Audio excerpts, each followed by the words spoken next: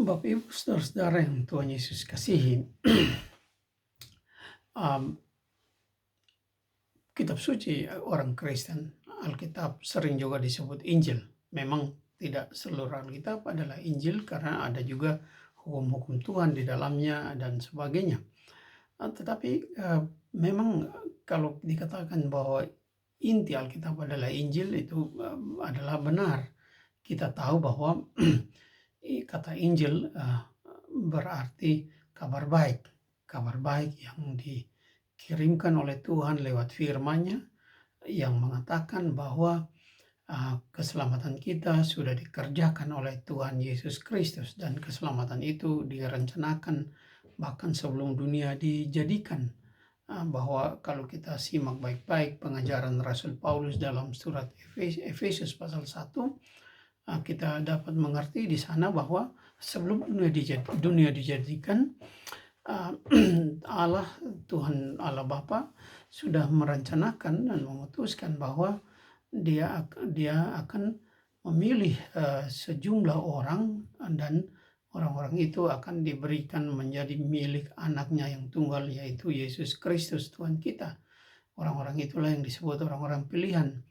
Dan mereka dari segala zaman, kita semua gerejanya yang setia dipilih dari segala zaman, dari segala bangsa di muka bumi, dipilih untuk diberikan Roh Kudus yang bekerja memperbaharui hati pikiran kita sehingga kita menjadi percaya pada Kristus, bertolak belakang dengan dunia yang menolak Kristus.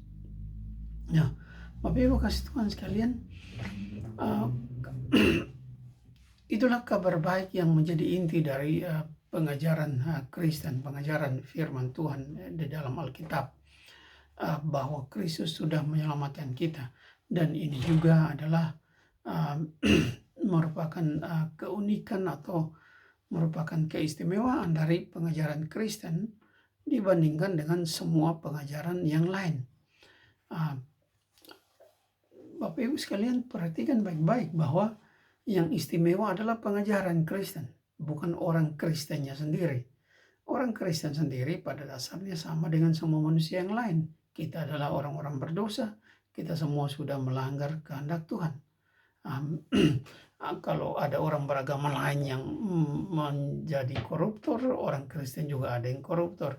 Orang beragama lain masuk penjara, orang Kristen juga ada yang masuk penjara, dan sebagainya dan sebagainya. Bapak Ibu kasih Tuhan sekalian, tetapi yang membedakan bukan orangnya, manusianya, melainkan pengajarannya. Bahwa ajaran Kristen adalah ajaran Injil, artinya ajaran berita kabar baik, bukan ajaran petunjuk jalan, bukan ajaran anjuran atau nasihat. Nah, ajaran-ajaran lain mengatakan, menunjukkan jalan bahwa ini yang harus dilakukan, ini harus diikuti kalau kita ingin sampai kepada kehidupan kekal di surga bersama Tuhan, atau apapun istilahnya itu, surga dan Tuhan. Nah, tetapi ajaran Kristen tidak mengatakan bahwa ini yang harus kamu lakukan kalau kamu ingin sampai ke surga.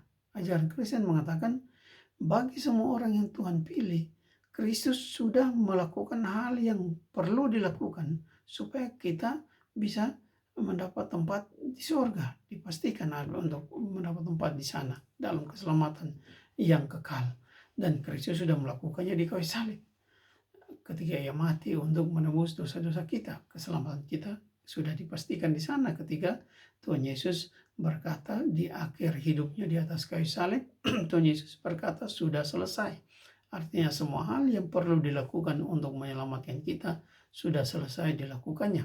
Dan Allah menyatakan bahwa pekerjaan pengorbanan Kristus itu memang benar dan sudah menyelamatkan kita dengan jalan membangkitkan Kristus dari kematiannya.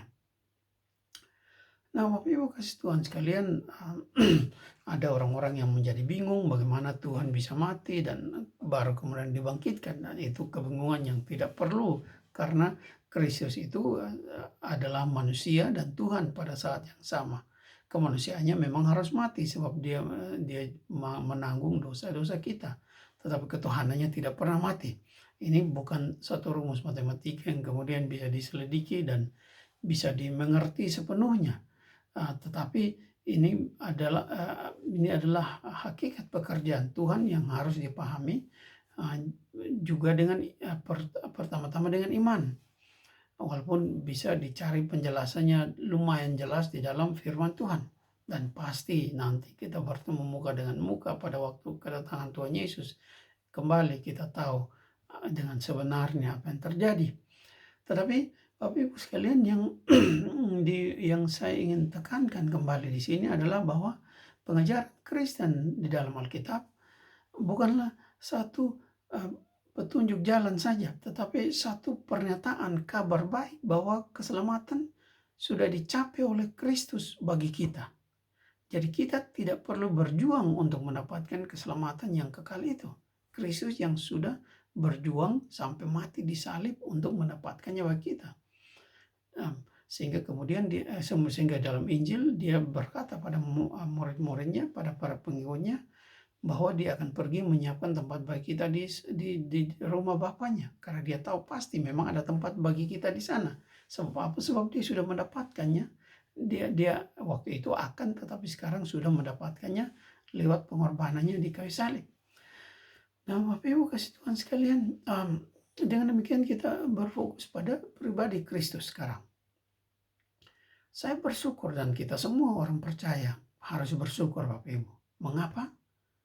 Karena Kristus diturunkan oleh Allah dan turun oleh Allah, dalam dirinya menjadi manusia. Walaupun ketuhanannya tidak pernah lepas, tapi dia datang ke dunia juga sebagai manusia waktu itu. Syukurlah, saya bersyukur bahwa dia datang tidak dengan tujuan utama untuk menjadi contoh dan teladan, tetapi tujuan pertama dan utamanya adalah untuk menjadi juru selamat.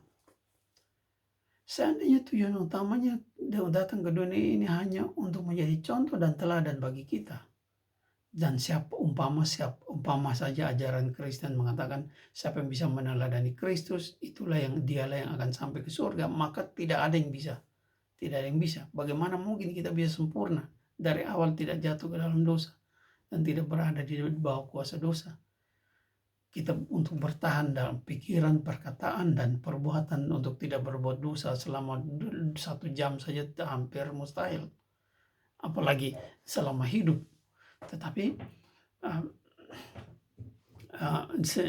syukur puji Tuhan bahwa Kristus datang terutama untuk menjadi juru selamat kita. Jadi pertama-tama dia datang untuk menyelamatkan kita. Dan sesudah kita diselamatkan oleh karena pengorbanannya di kayu salib, baru dia meminta kita mencontohi teladannya. Untuk apa? Bukan untuk mendapatkan keselamatan, tetapi untuk memuliakan Tuhan sebagai orang-orang yang sudah diselamatkan. Tuhan Yesus memberkati kita semua.